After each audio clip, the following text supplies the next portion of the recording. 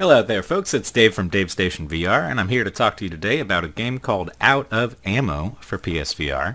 Now this is a new game from Zen Studios, who brought us Pinball Effects, Infinite Mini Golf, as well as Castle Storm VR, and those are all polished little games that I liked, and so I was looking forward to this one, and I had a chance to check it out a little bit early, so I've spent maybe a week or two with it, and got some thoughts. Now, first of all, right off the bat, it's not nearly as polished as either of those other Zen Studio games.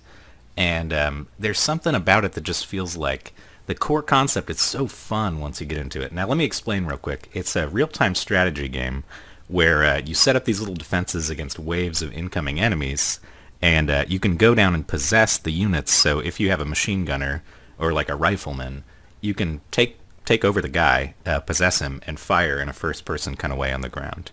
And it's got some cool mechanics, and the core gameplay is pretty fun.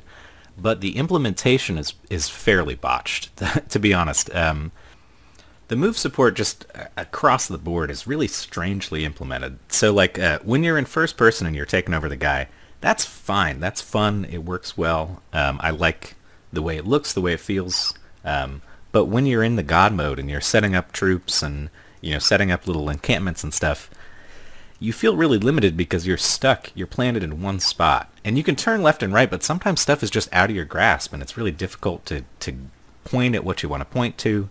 It's just a little finicky all the time. I will say, though, some of the units are really fun to play as. Like, I always enjoyed being the rifleman, just kind of like a first-person shooter, like machine gun view. That was always fun. And the rocket guys are awesome. I love the rocket guys. So there's some stuff that is pretty well implemented. But the other issue I have is with the difficulty ramping up. So like it's a survival-based game, and you'll be going for like 30 waves and feel totally fine. Like your encampments are set up just right, you're not losing any guys, you're doing great. And then all of a sudden, you get to wave like 40, and they're just decimating you. And you can't make it past like wave 50. It doesn't really teach you how to get better at it. Like the tutorial just gives you the basics, and then after that, strategy-wise, you're on your own. And you don't know where any of these guys are coming from. It's like random waves. So they could be coming from the left side, the back, the front, whatever. You don't know where to build your encampments at first. And sometimes you get totally screwed for that reason.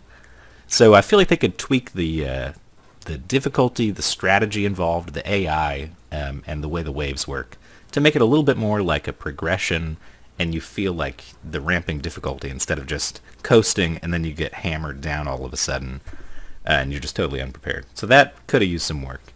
But like I said, the core gameplay is pretty fun. I like the concept of being able to place units and then possess the guys in the, in the encampments, and that works really well for the most part. Like I said, there's sometimes you don't really want to possess a sniper or something like that.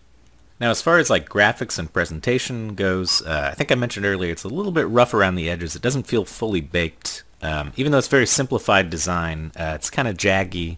And they could definitely use some work in the main menu and just kind of navigating the game UI stuff. Doesn't always feel right or well implemented. So could use some work there. As far as overall content goes, you've got like 10 to 12 survival missions where you're just in a certain area and waves of enemies come at you. And then there's 3 missions. And for the most part, those are really poorly implemented too. Like you really just want to play the survival mode. The first mission is the first thing that I played, and it really turned me off. You're just posted up in a sniper's nest, and you sit and you wait for these guys to slowly walk, and they're so tiny, and it takes so long to reload. It's just not fun. The other ones, there's maybe 1 or 2 of the missions that have a little bit of fun value, but for the most part, you want to keep those off the table. The survival is the meat of it. And you've also got co-op, which you can do online. But that was a little bit difficult to get set up. I tried it with Brian from Without Parole Games, and we had some trouble figuring it all out. Essentially what you have to do is you have to start a game after placing yourself in public mode, and then it comes up on the list of servers, and someone can join you. Or you can do friends only or whatever you want. But once you get into it, the co-op is actually really fun. We had a good time doing it.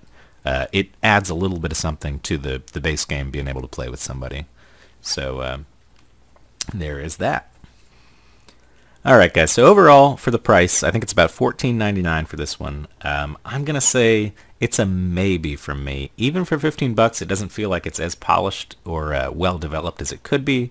I expected a little bit more from Zen Studios, who usually releases stuff around this price point that feels fully baked. You know what I mean? Like a real package, and everything works pretty well. So I was a little disappointed with this one, to be honest. But there are some core gameplay mechanics that are pretty fun, and you might get some enjoyment out of it. So you may want to wait for a sale or something. But if I was going to have to give this one a review, I guess I'd come down at like a 7.0. 7.0. It's a 7. That's what it is. So thanks for watching, guys, as always.